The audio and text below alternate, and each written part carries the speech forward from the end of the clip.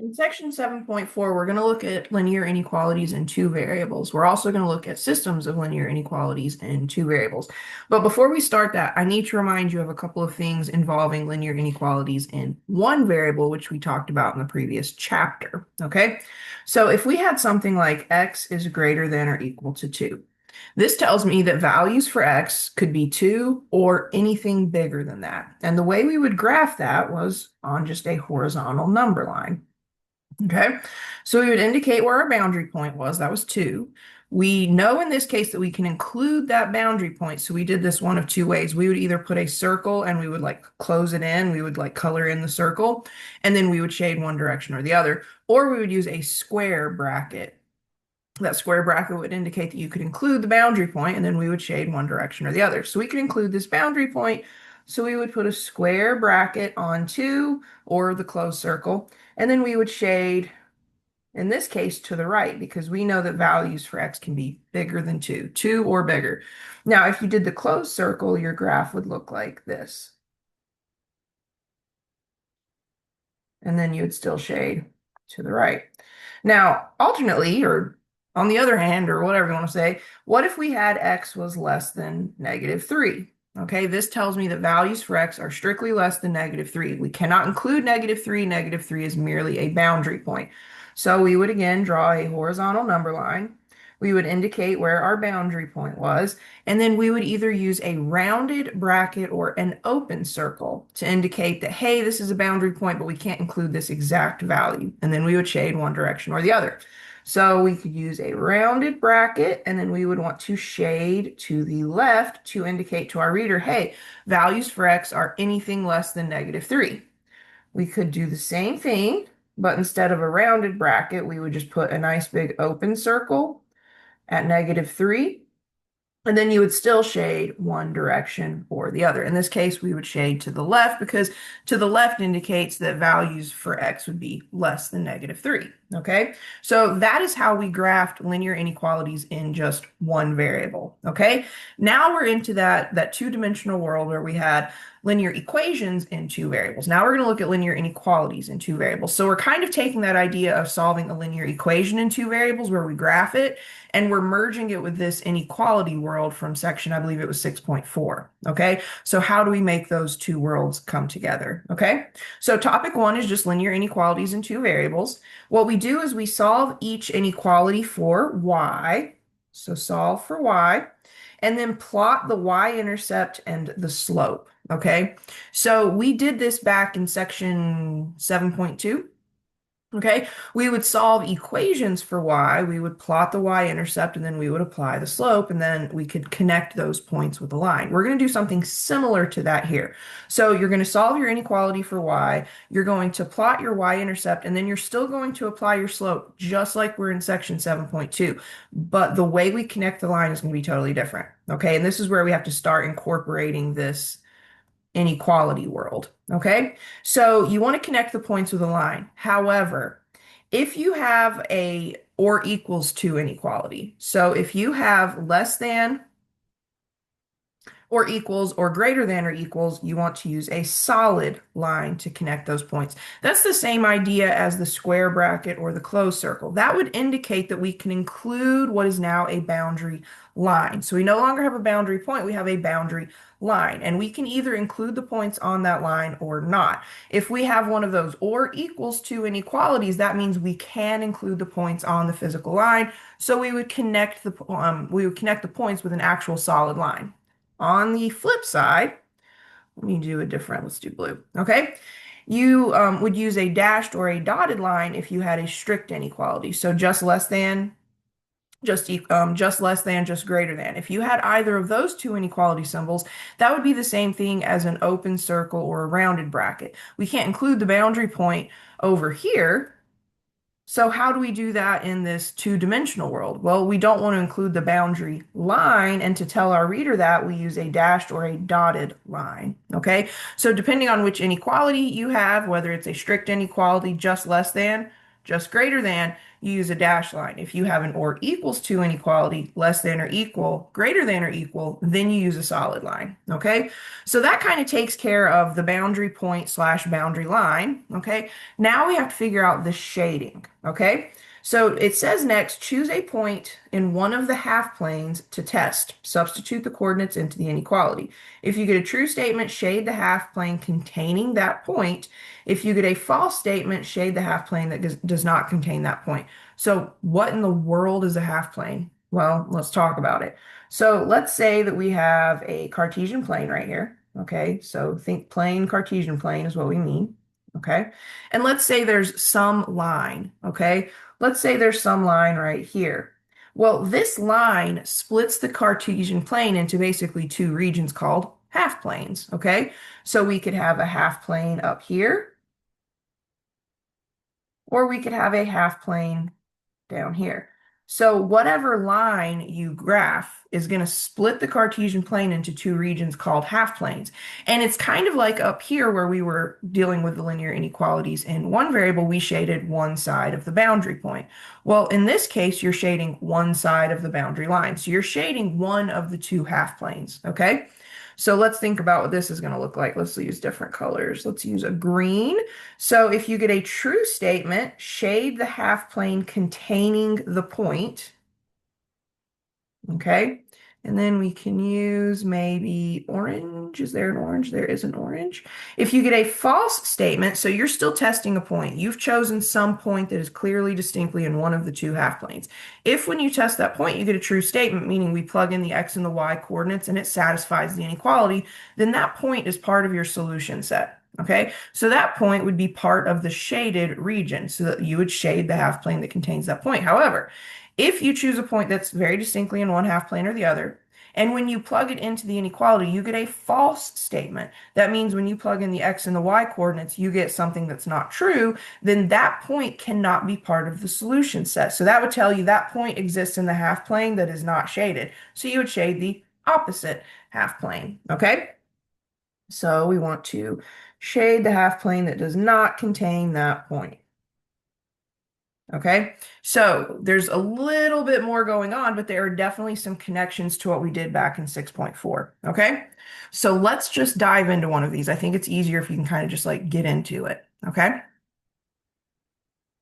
All right, so example one here says graph the linear inequality. Okay, now remember, we're going to solve for y. All right, we're going to figure out what our slope and y-intercept are. We're going to plot the y-intercept. We're going to apply the slope. We're going to figure out if we connect with a solid line or a dotted line or a dashed line.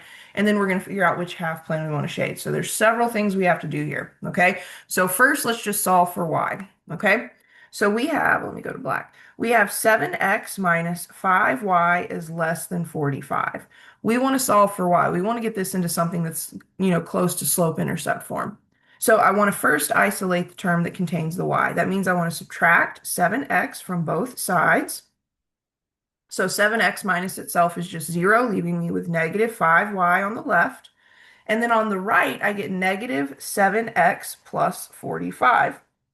Remember, humorous, put the x term first, okay?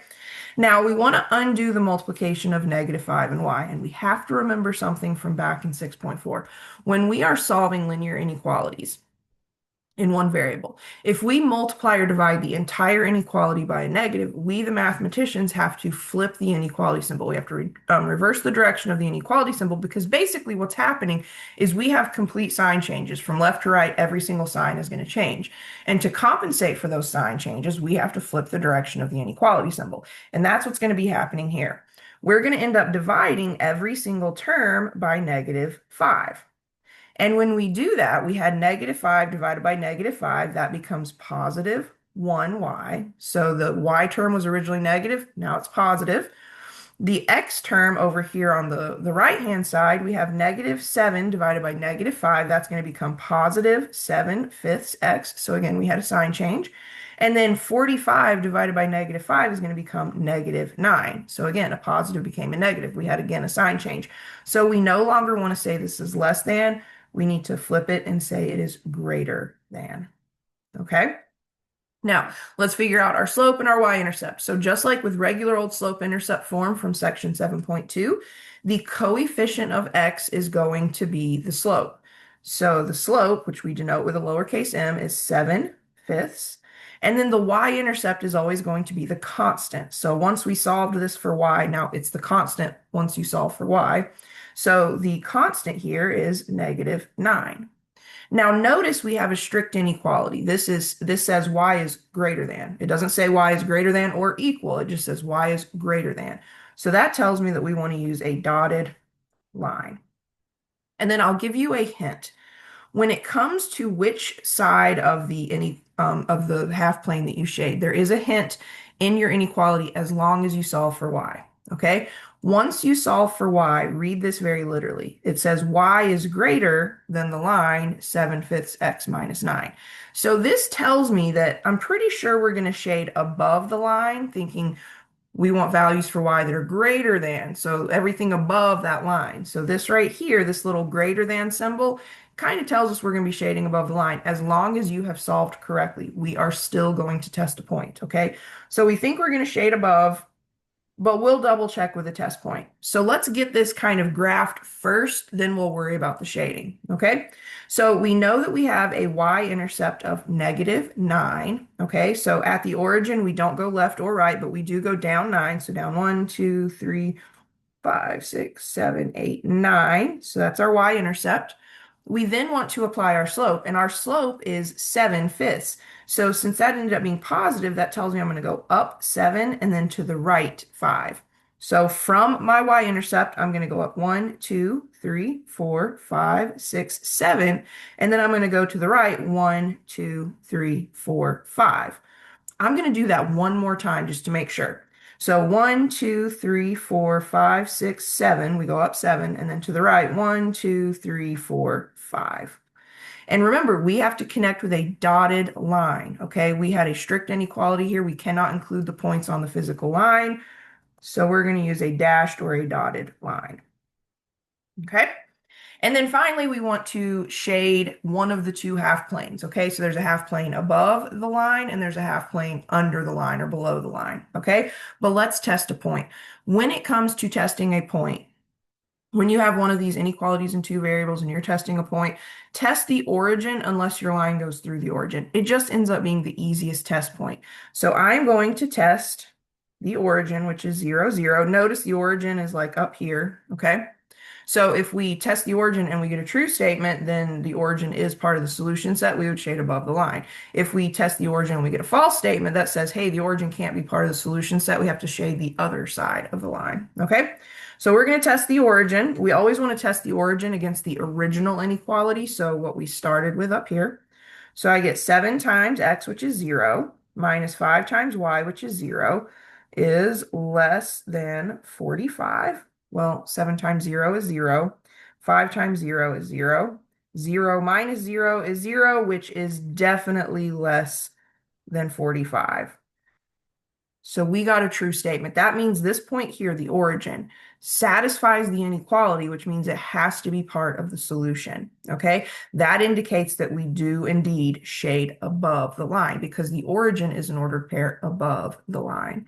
So let's get a prettier color than this garish red. Let's use purple.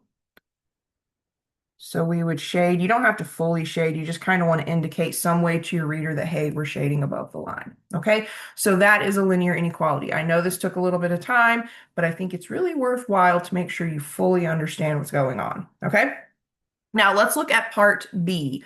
Part B, we have 3x minus 5 is greater than or equal to 7. The first thing I would ask you is something missing? And hopefully you're like, yeah, there's not a y. Okay, so when a y or an x is missing, remember that's a situation where you have a horizontal or a vertical line. Okay, so in this case, we don't have a y, which means we cannot touch the y-axis, but we do have an x, which means we have to touch the x-axis. The only way for that to happen is if we are parallel to the y-axis, meaning this is a vertical line. Okay, and anytime you have a vertical line, like what we talked about back in 7.2, you want to solve, or well, vertical or horizontal. Anytime one of those two variables is missing, solve for the variable that you do have. So let's go ahead. There's a picture on my screen that I need to scoot. There we go. So let's go ahead and solve this for x. So we have 3x minus 5 is greater than or equal to 7. We want to isolate the 3x, so that means I want to add 5 to both sides. Negative 5 plus 5 is just 0. Okay, so that leaves me with 3x is greater than or equal to 7 plus 5 is 12. I want to undo the multiplication of 3 and x. And in order to do that, I can't even talk. In order to do that, I need to divide. Okay, so I'm going to divide both sides by positive 3. When you divide an entire inequality by a positive, there are no like significant sign changes across the board. Okay, since we're not dividing by a negative, we just leave the inequality symbol alone. So 3 divided by 3 is 1. 1 times x is x. And then 12 divided by 3 is 4. So what we really want to graph is the vertical line that goes through 4 on the x-axis, okay? Now we also can do the whole like dotted line, solid line, and then we still shade a half plane. It's just a little bit more it's not quite so cumbersome as what we did in part A, okay? So we have an or equals to inequality. That means we can include the points on the boundary line. So we want to use a solid line to graph, okay? And then as far as shading goes, in this case, you can still test a point if you want. But to me, if you think about this very logically, we have, let's see, we know we have an x-intercept of 4. We're going to cross the x-axis at the point 4, 0. So at the origin, I go to the left or to the right 1, 2, 3, 4 times. Okay, and then I'm just a vertical line through that point, and I can be a solid vertical line. Okay.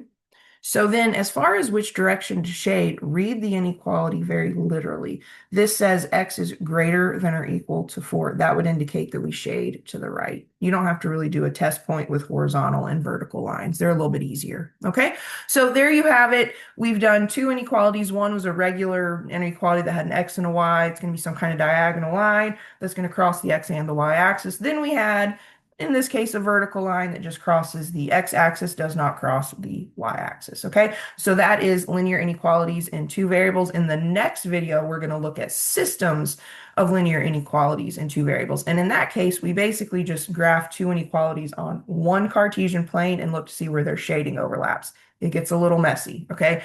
Anyway, with that said, I'll meet you back for topic 2.